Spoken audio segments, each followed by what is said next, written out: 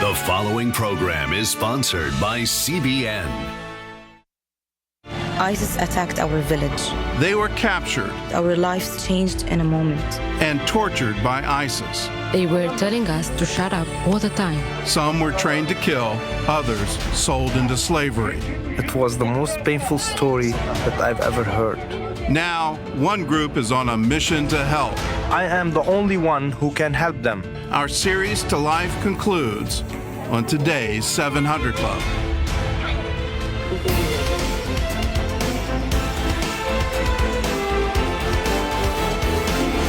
Well, welcome to the 700 Club. Congress recently passed a law to stop U.S. taxpayer dollars from going to the Palestinian Authority if they keep giving money to convicted terrorists and their families. Well, it looks like that it hasn't stopped the Palestinians from giving up the practice known as pay to slay. The law is called the Taylor Force Act, named after a United States citizen who was murdered by Palestinian terrorists in Israel. Chris Mitchell brings us the story on the Palestinian response to this warning from America. When the Taylor Force Act became law, Congress expected the Palestinian Authority to get the message. CBN News spoke by phone with Congressman Doug Lamborn, who introduced the legislation to the House of Representatives. It says a strong signal that we're not going to stand by when they take U.S. taxpayer dollars and turn around and give it to terrorists who have murdered innocent people. Yet PA President Mahmoud Abbas ignored any signs, blatantly refusing to honor the new law, even though it could mean millions in lost aid. في شغله بدأ إنه الأمريكان بيقولوا لنا عليها إنه إحنا بنوقفها وهي رواتب الشهداء وأسر. طبعا نحن نرفض هذا رفضا قاطعا ولا نقبل بأي حال من الأحوال إنه حد يمس أسر الأسرى والجرحى والشهداء. هدول أولادنا وهدول أهلنا وهدول بنتشرف فيهم بنضل ندفع لهم قبل الأحياء. The Palestinians are taking a hard line and they are defying the U.S. We should stop every single penny that goes to them until they change their policy. Rewarding terrorists and their families has been built into the fabric of Palestinian society as well as its budget for decades. According to the Meir Amit Intelligence Center, this year is no different. For 2018, the Palestinian Authority still allocated about $360 million, or 7% of its budget, for this practice. The PA has budgeted this amount of money for the past 6 years. In the past, the PA disguised the sources of those payments. Now the funds are openly included in the 2018 budget, a move some interpret as clear defiance. Itamar Marcus of the Palestinian Media Watch first reported on payments to terrorists by the PA in 2011. The great tragedy of, I would say, the last 20 years is that the Palestinian Authority acted like a terror organization. They sent terrorists to kill Israelis. They rewarded them. Lamborn hopes other nations will follow the U.S. lead.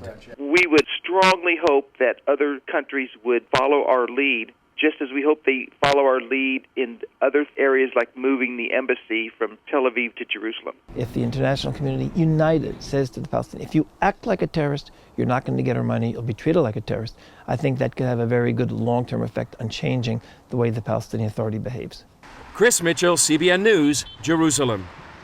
Well, it's time now for the Trump administration to act under the legislative authority of the Taylor Force Act. That act calls for the State Department to report, is the money still going to pay terrorists? And the Palestinian Authority isn't even making an attempt to disguise it. The horrible news is this practice has been going on for some time, all the way back into the Bush administration. It's not something new. They have been paying the families of these terrorists for some time. And it's time for us to stop our taxpayer dollars going to it. The fear in every administration has been, if we stop the funding, does that mean the collapse of the Palestinian Authority, and specifically the collapse of their police force? And what would then happen?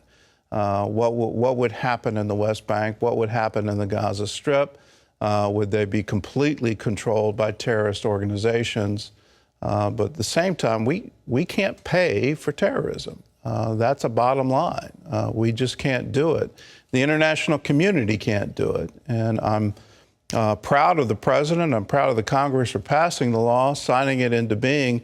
Now it's time to enforce it. Well, in other news, President Trump is bringing in a very famous attorney to join his team in dealing with the Russian investigation. John Jessup has that story from our CBN News Bureau in Washington. John? That's right, Gordon. That famous attorney the president has hired is Rudy Giuliani, who served as a U.S. attorney before being elected New York City mayor. Giuliani will focus on wrapping up the president's involvement with special counsel Robert Mueller's Russia investigation. The timing coincides with news that Deputy Attorney General Rod Rosenstein reportedly told the president last week that he is not a target of Mueller's investigation or the probe into his lawyer, Michael Cohen. Meanwhile, former FBI Director James Comey's memos of his meetings with Trump have been released. The president tweeted, "They clearly show there was no collusion with Russia or obstruction into the investigation." Well, you might be surprised to learn that Facebook has a team dedicated to churches and other faith groups, especially as critics question whether the social networking giant has been censoring certain content. I recently traveled to Nashville for this behind-the-scenes look at a never-before-seen partnership between Facebook and one of the city's largest churches, where the pastor is using social media to take the mission of evangelizing to the next level. Worship at Mount Zion Baptist Church is all hands on deck, with people passionate about their praise. At this particular service, however, you'll see something usually reserved for your mobile phone or computer screen. Thank you. The church teamed up with Facebook to launch its official Facebook group. The goal, connecting people already using the platform to build community. For Pastor Joseph Walker, whose online audience nearly matches his 30,000 member congregation, it's purely logical. Often people see a church and don't know where to connect, and sometimes the churches are so big, they're like, do I really matter? Would I be just another number? And so what we want to do is focus on engagement. Enter the social network with 2 billion worldwide users. It learned about Walker from other pastors.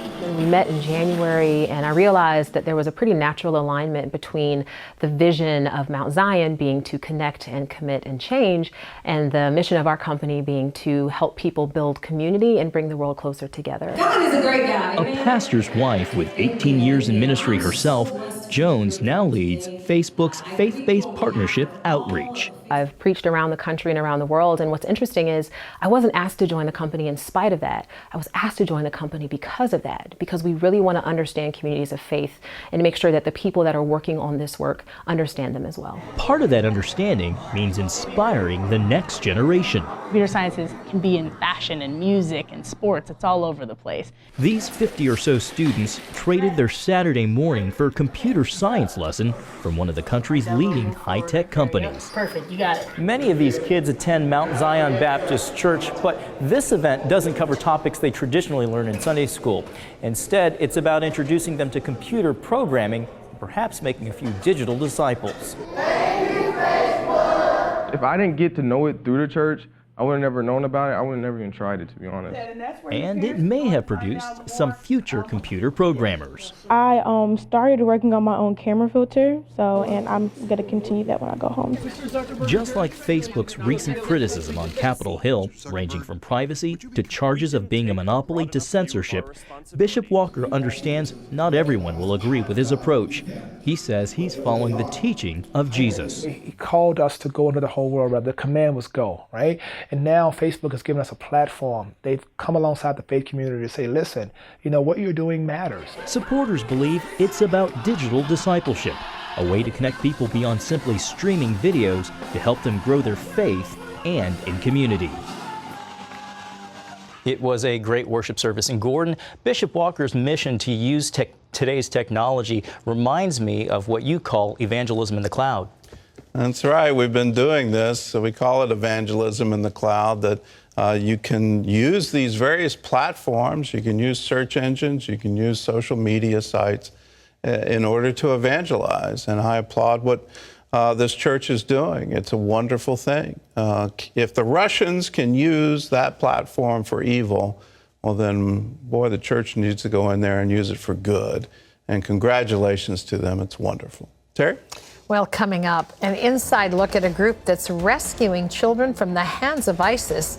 And it's one that's run by a woman whose family was victimized by terrorists. Terror walked into our house and our life changed. I think there's something in me that says the milk is spilled, now how are we going to clean it up? See how the Springs of Hope Foundation is saving lives when we come back.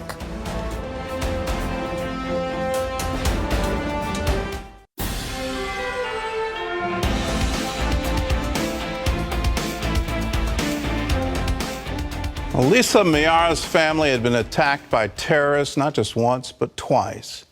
And for a time, she was angry. And then she decided to do something about it. The Springs of Hope Foundation was born, and their mission to help other victims. Well, today, Lisa is bringing aid to those traumatized by ISIS and rescuing those still enslaved by them.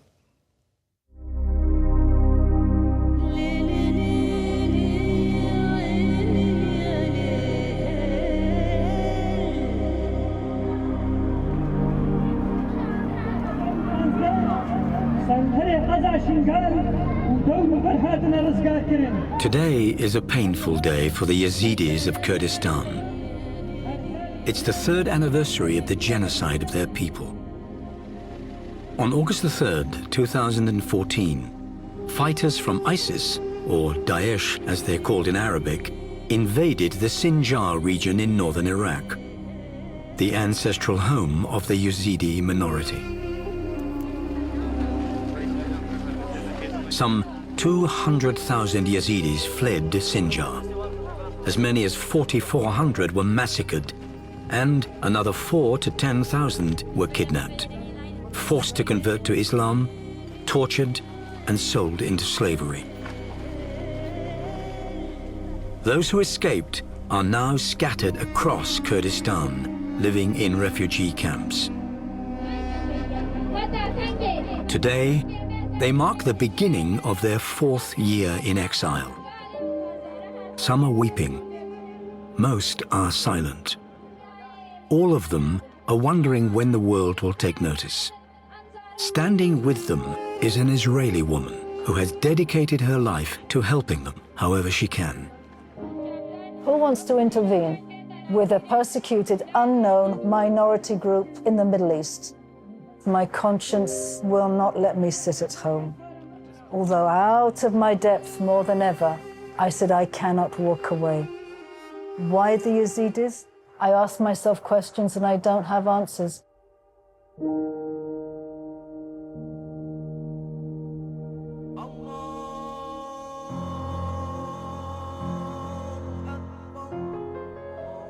The roots of Springs of Hope are really deep in the Intifada of Jerusalem, where my eldest son in 1998 was serving as an army officer in Beit El on the borders of Ramallah. He came home from the base one day, took a lift with a civilian who had been working on the base, and they ran into a group of 20 to 30 Hamas students who had been lying in wait for 2 hours waiting to kill an Israeli soldier, and that happened to be my son. Now, really thanks to the goodness of God, my son was not killed. I got a phone call to say he was in the operating theater of Hadassah Ein Kerem, beaten to a pulp. Just about every bone in his body was either broken or fractured. They tried to pull out his eyes, broken his skull, and overnight, in 1 second, as happens to every terror survivor, terror walked into our house and our life changed. 4 years later, Lisa's son was in yet another terror attack. This time, a suicide bombing in Jerusalem's Cafe Moment. He survived, but 11 others were killed. It was within a couple of years that my kids had been in other terror attacks in Jerusalem, and I felt a rage inside me. I think there's something in me that says the milk is spilled, now how are we going to clean it up? And on the basis of conscience screaming, do something, I grabbed friends and grabbed a lawyer, and I said, this is Springs of Hope Foundation. And we just jumped in with the terror survivors of Jerusalem. It was here in the Sharia refugee camp that Lisa got her first look at the women who had been kidnapped by ISIS. We had worked since 2002 with victims of terror in Jerusalem, specifically widows and the younger kids that had fallen between the cracks. I had also been doing research for many years on the global funding of terror. It was 6 months after the beginning of the Yazidi genocide in Sinjar and Shingal, 3rd of August 2014. I begged, insisted, pleaded that we come up here, drove up to Sharia camp, walked around Sharia camp, flew back to Israel, and I was wrecked. I was just undone. I think I just jumped in pretty stupidly without knowing what I was jumping into, and realized that we had, as Israel, a small role to play regarding the women and the kids who are coming out of Daesh. I went into Sharia camp, which was then 22,000 and bursting at the seams, totally overwhelmed. If the UN can't cope, who are we to even dare to think that we can, a drop in the bucket? But when I began to meet the women that were coming out of Daesh and helping to take off their black robes and shower them and put a new dress on them, I realized that here we could help, and that would be our place of Tikkun Olam. From the beginning, Lisa made it a point to identify herself as Jewish. If I cannot live as a Jew, and if I cannot be here as an Israeli, I cannot be here. I cannot hide or deny who I am, and I believe it's because we're a Jew and we were called to be a light to the world. That's the reason I'm here. That's the reason I'm here. And for me, with the background of terrorism and trauma, Israel is the lead in the world. So if I'm going to hide this, then I'd rather stay at home and have an espresso and hang out with my friends and with my kids. One of Lisa's biggest challenges is knowing how to help the women and children who have witnessed so much horror. I've learned now, I know nothing. I come in here knowing I know nothing, because every time I think I've seen all and heard all, there's worse, there's worse, there's worse, there's worse, there's worse. I was in captivity for 1 year and 3 months. Before the genocide, I was married with 2 children and another one on the way. Our life was good, and my husband and I were very happy together. We were not rich, but we had everything we needed. At 2 a.m. on August 3rd, ISIS attacked our village. We couldn't move because their forces were fighting on both sides of our house. In the morning, we tried to escape to the mountains, but they caught us 3 hours later. They took us to Seba Sheikh Khadir, where we spent 2 days. There, they separated all of us, and our lives changed in a moment. After that, they moved us to a jail in Badoush. We spent a week in jail with no food and no water. Sometimes they came in the middle of the night and beat the children. They shouted at us and told us not to let the children sleep. After that, they took us to the city of Raqqa in Syria, where ISIS was in control. At 9 months pregnant, Zeri was taken to a slave market run by ISIS. There, she gave birth to her baby. But after being sold to a Syrian man, she was forced to leave the baby behind with a friend. They treated us in a brutal way. In Syria, they gave me to 6 different men. They did things with us that you cannot even imagine. My children and I were in a terrible situation in a strange country. After more than a year in slavery, Zeri and her children were rescued. She doesn't want to be identified because her husband is still in captivity, and she doesn't even know if he's still alive. Today, Zeri and her children live in a home for Yazidi women, and they get help with food, clothing, and whatever else they need from Springs of Hope. I met her the day she came back again, took off the black clothes, put new clothes on her, We had bags of clothes and goods for her and the kids. Her eyes were sad. She was lifeless.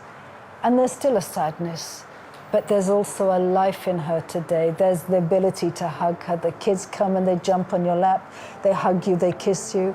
They've come a long way, a long way.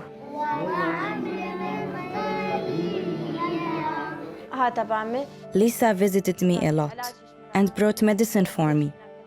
Whenever she came, she brought clothes for my kids and gave us money. I'm so thankful for her kindness to us. But not only to us. She is good to all of the Yazidi people like me. She gives her very best for us. May God bless her always. In addition to women, ISIS routinely targets young children. Yazidi boys are kidnapped, forced to convert to Islam, and trained to make bombs, use weapons, and fight like adult soldiers. They've become known as the Cubs of the Caliphate. Thomas. My name is Thomas Abdullah. I am 11 years old. Thomas was kidnapped by ISIS when he was just 8. They took me to Mosul. They were telling us to shut up all the time. They taught me how to use a shotgun, a rocket launcher, bombs, a bazooka, and other kind of weapons. It made me feel bad. He wore a suicide belt every day. He was trained with RPGs, all the types of weapons and rifles and guns, everything he knows. He's a soldier, the same as the majority of the boys that are coming out, they're soldiers. And when they had a day off, they were forced to do hard labor in the kitchens. My job there was washing dishes. There were 3 of us. One boy died, but the other boy and I stayed alive. They made us learn the Quran, and they told us, you must pray. When American-led forces bombed Mosul, Thomas's captors fled for their lives. He was trapped under the wreckage of a building with 2 broken legs, and later found by Iraqi forces. They asked me, are you Yazidi? I said yes, and they picked me up and gave me food and water. Later on, they took me to the hospital, and my father came and picked me up. For months before that, Lisa had been working with local rescuers to reunite Thomas with his family. The rescuer called me and said Thomas is on his way out. He's been discovered in Mosul, buried under rubble. I said, we'll adopt him. Send me Thomas's picture, we'll find someone for him. I was always thinking of coming back to my home. I knew that one day I would be free and meet my family again. It was such a nice feeling when I got back home. Someday in the future, I want to become part of the Kurdish army so I can help destroy ISIS. Thomas's reunion with his family was bittersweet. One of his sisters is still in captivity. The sad thing, the sad, tragic thing about this Thomas's story is that I asked Abdullah, what about his other daughter? Do you have any info? He said, yes, Thomas was with her just last week, but she told him she could have come out with Thomas, and she chose to stay with Daesh. Why?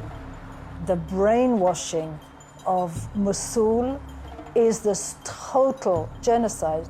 Genocide means stripping a person through brainwashing primarily of their identity. On August 3rd, ISIS took women and men of all ages, and they were screaming for help. To protect ourselves, we worked as their slaves for 2 or 3 years, so they wouldn't kill us.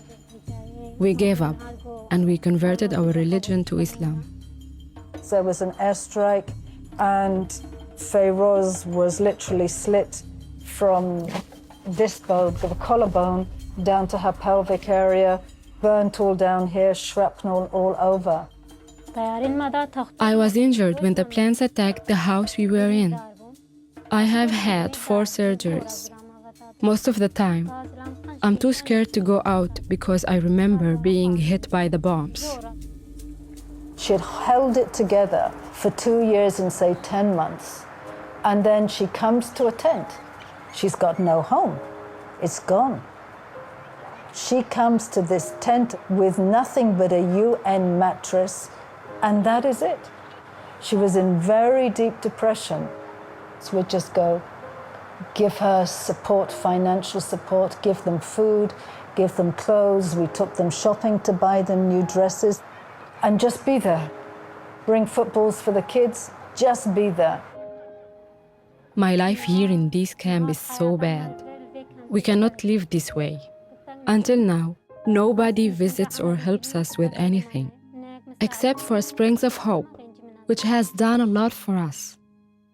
We immediately began to take her out of the camp 3 days a week for maybe 2-3 hours to volunteer with us, to get her out of just sitting and thinking and weeping. We got her out, got her to give to others, got her to come over.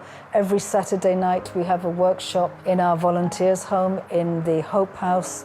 So she began to come to that and serve the chai and serve the coffee and serve the juice and serve the cake, and just gradually draw her out and draw her into helping others. And she's actually doing very well. Lisa helped me with the treatments and medicines, and I healed so much faster from my surgeries. It means a lot to me. Lisa has done a lot of things for us, and I will never ever forget her until I die. The women who don't escape are often put up for auction to help pay for the Islamic State's war. They are auctioned off online and even on social media for thousands of dollars. But thanks to one man, these auctions have become a means of rescue for many Yazidi girls. Abdullah Shrem is a Yazidi businessman who operates a team of smugglers throughout the Middle East. There was a period of time where he would be getting all the pictures on WhatsApp of the young Yazidi girls, 11 years old, 12 years old, 13 years old, who would be put onto the sabaya, onto the slave market in Raqqa the next day. For Abdullah, it's a very personal mission. On August 3rd, 2014, the Islamic State attacked the Shinjar region and we escaped. They took 56 members of my family. Abdullah's sister was one of the 56. She managed to get in touch with him from behind enemy lines. I felt hopeless because no one, not even the Iraqi government, would help rescue the Yazidi people. So I thought, I am the only one who can help them. I would have never ever thought of doing this. But when the girls called us from inside Syria begging for help, we felt that we should stand up and help them. At that time, I was a businessman in Aleppo, so I used my business to help get those girls back. The first thing that I did was start buying cigarettes in bulk, because cigarettes are forbidden by the leaders of ISIS. So I traded cigarettes with the lower-level soldiers in exchange for getting our women back. Then we opened a shop for children's clothes so that Syrian mothers would come and shop. That way, we could get information from the women about where our Yazidi girls were. Abdullah also opened a small bakery and sent messages inside loaves of bread. Every rescued girl had a different sad story. But I always remember one story that affected me the most. There was a woman raising 4 children, 3 boys and 1 girl. The girl was 8 and the boys were 3, 1 and 6 months old. They were kidnapped along with her. Once she tried to escape, but the ISIS soldiers caught her and punished her. They poisoned all her children, and they died right in front of her eyes. The same ISIS member who killed her children raped her all the time. It was the most painful story that I've ever heard. Abdullah has spent his entire life savings rescuing Yazidi women from slavery. But still, he refuses to quit. Many people have told me that ISIS is keeping photos of me on a kill list. 3 times ISIS members sent me pictures of myself. They told me that they are following me and that they will kill me. Many people have asked me, aren't you afraid to keep doing this? I'm not afraid, because if a 14-year-old girl is being raped in front of my eyes, for sure, my life is not as important as one of her tears. I've been doing this job for 3 years, and I have rescued 354 people. Neither the Kurdish nor the Iraqi government gave us any help. I will not give up until I get all those girls out of there, because their lives are more important than mine.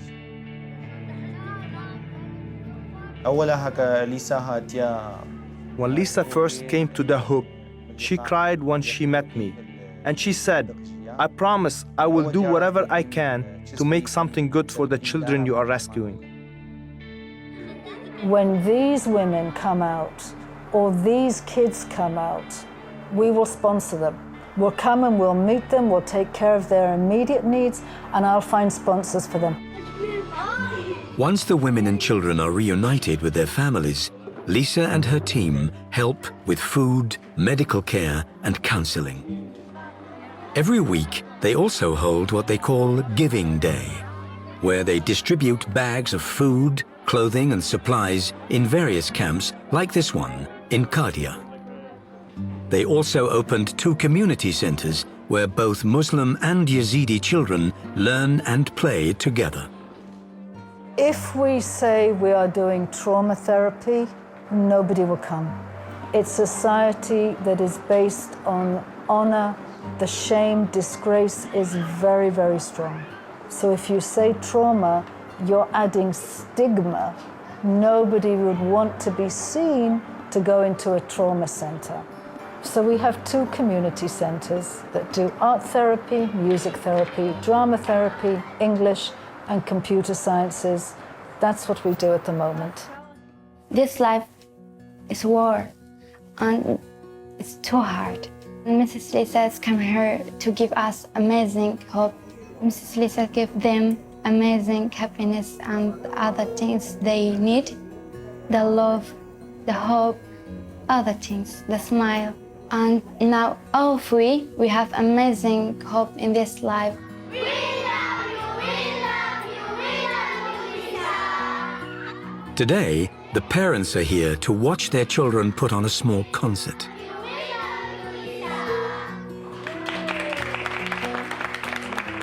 Every Friday night, we have an ice cream party in our house for a whole bunch of kids from Daesh. We sugar them up. They're probably crazy afterwards, but we sugar them up with ice cream and Coca-Cola. We talk, we laugh, they play on the trampoline, we take them outside, we play football, they draw pictures, I assess where they're at. We listen to the parents, we listen to the extended family to be close and to see and to figure out, okay, this is where they're at, so this is the next step. This is what we do now, or this is what we try to do now. I have seen the love from the Springs of Hope Foundation when they give toys to all the poor and displaced children to make them happy. I really appreciate them and thank Lisa and her team for what they are doing. Many of the refugee children here think of Lisa as if she's their mother. Many organizations have come and gone in Kurdistan, but Lisa is very special because she's always giving her best to the people, and I love her dearly. Today, 1,500 Yazidi women and children remain in captivity. And more than 400,000 are refugees who need critical help. So where is the world? Where are the Jewish communities that understand that we are our brother's keeper? Where are they? Where are the Christian communities that know exactly the same? Where are they? I've given up on governments, but where are people who can help? You can no longer say, I don't know. There is blood on our hands if we know and we walk away. And I always go back to that verse in Bereshit, in Genesis, The voices of our brothers' blood are crying out. And what are we as Jews and Christians doing? I am an observant Jew. I love my faith and I love my God. I have 3 kids and 3 grandkids and 1 grandkid about to be born. I should be with them. And I always come back to, what are you doing here, Miara? What are you doing? Do I need it? No. Does it call me and not let me go? Yes. For how long will I be here? Only He knows. Well, that was the final segment in our 5-part documentary called To Life, How Israeli Volunteers Are Changing the World. And you can't get a greater divide than in today's program. We showed you what the Palestinian Authority is doing with U.S. taxpayer money. They're using it to pay their terrorists to inflict more terror on Israel.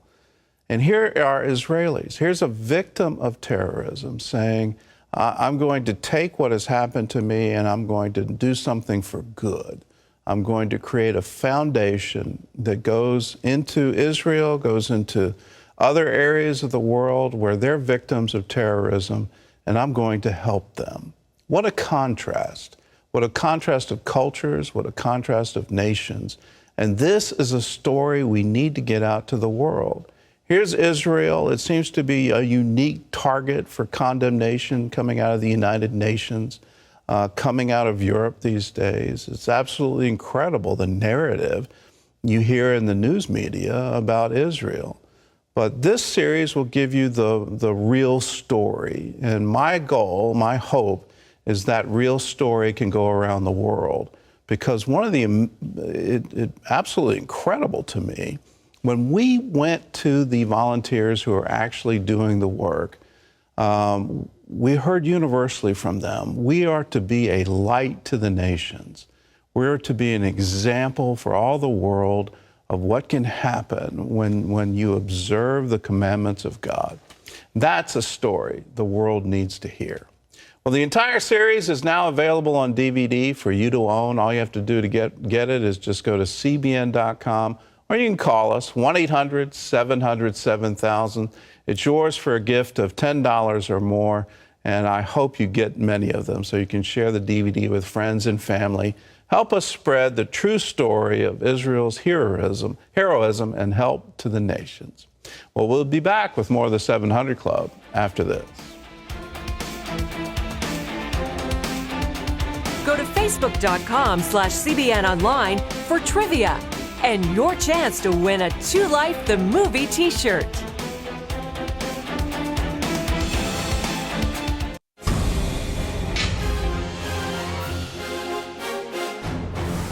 And welcome back to the 700 Club. More protests along the border between Israel and Gaza today. Over the last several weeks, Hamas organizers have pushed for large-scale border marches. Israeli troops have been firing across the border fence in an effort to protect against attacks.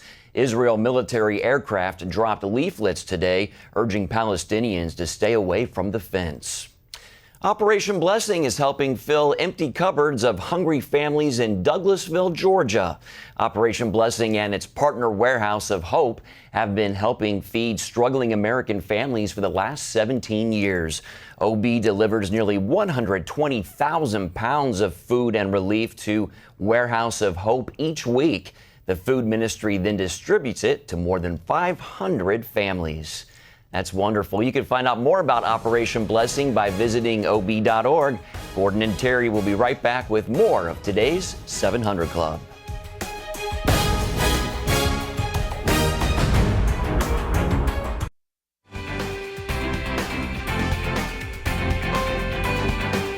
Today, JD is a happy, healthy baby boy. But not long ago, he nearly choked to death because his parents couldn't afford the surgery that he desperately needed. JD was born with a cleft lip and palate. His 3-year-old brother, Jovan, wondered why. He said, "Mama, the baby's mouth is broken. Can you fix it?" JD struggled to drink from a bottle and to swallow, and often he aspirated formula into his lungs. One time, he stopped breathing. His lips turned blue and his body went stiff. I thought he had died. The family worked hard to save for an operation, but they never saved enough. The kids got sick, so we had to use the money for doctors and prescriptions. JD's mom, Amy, learned about CBN through a friend at church. We arranged for JD to receive free cleft palate surgery. We went back to visit JD on his first birthday. He can eat well and breathe easily now. My fears are gone. Thank you so much, CBN. You were God's answer to our prayers. Isn't it a wonderful thing to know that you and I can make that kind of a difference in the life of a child, of a family, and we can do it right from where we are, right where God has placed us. If you're a 700 Club member, this is the kind of work you're doing every day all around the world. You are touching and changing lives, bringing hope, bringing opportunity and a future to children, to adults who would have none. Not a handout, but a hand up in very practical and meaningful ways, and always with the message of God's love. How do you become a 700 Club member? Well, you call our toll-free number. It's 1-800-700-7000, and you just say you want to join. It's a commitment of 65 cents a day, $20 a month. You'll be joining with thousands of others who are out to touch lives like JD's, like his family's, and you can do it starting today. Go to your phone and call now, won't you? Our way of saying thank you to you for caring about other people is to send you this DVD that Pat's put together called Answered Prayer. I love this because not only does he share his wisdom from 50-plus years of ministry and the impact prayers had on that, but there are wonderful testimonies on here that will really encourage you and strengthen your faith. So you call that toll-free number now, 1-800-700-7000, and just say, I want to join the 700 Club. We welcome you. Gordon? Well, coming up, a crack addict checks into the hospital, never expecting to check out. I went to the hospital to die. I didn't think there was anything that the doctors could do. I had no hope whatsoever. See how a visitor in her hospital room saves this woman's life.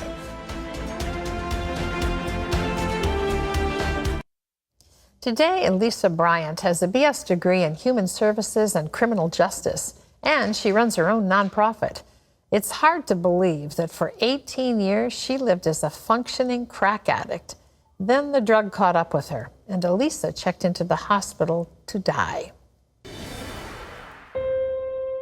Never had that experience of a boy knocking on the door, wanting to take me out. And I just figured it was me, my overweight, the way I looked. It terrorized me that I would never experience love. Growing up, Elisa Bryant was a shy girl with a poor self-image, which made it difficult for her to make friends. I was alone all my life, and I just really hated being alone. I didn't understand why did I have to be alone. Her father was a minister, and although they spent a lot of time at church, it meant nothing to Elisa. But I wasn't feeling it, didn't get it. To me, church was boring. After high school, Elisa had more opportunities to socialize and discovered that alcohol helped her overcome her shyness. The alcohol changed me from a quiet person, respectful person, into a wild, unruly person. The alcohol started ruling me, and I just couldn't control myself. When she was 21, she met a man and fell in love. Thinking she'd found what she wanted, they moved in together. That was the first time I had experienced love outside of my family. And I gave all I had. I thought that's what love was, But he was mentally abusive and never really loved her. And so that's where I increased my drinking. I'd walk to the store, get me some beer, get cigarettes, drink myself to a stupor, cry. After 5 years, she'd had enough and she moved out. Her self-image problems resurfaced. To deal with the growing emotional pain, Elisa tried crack. It took me to a numb place where the alcohol really didn't. I didn't want to feel no pain anymore. And so I sought to disappear, not to feel anything. And that's what the crack did. Alcohol and crack consumed every part of Elisa's life for the next 18 years.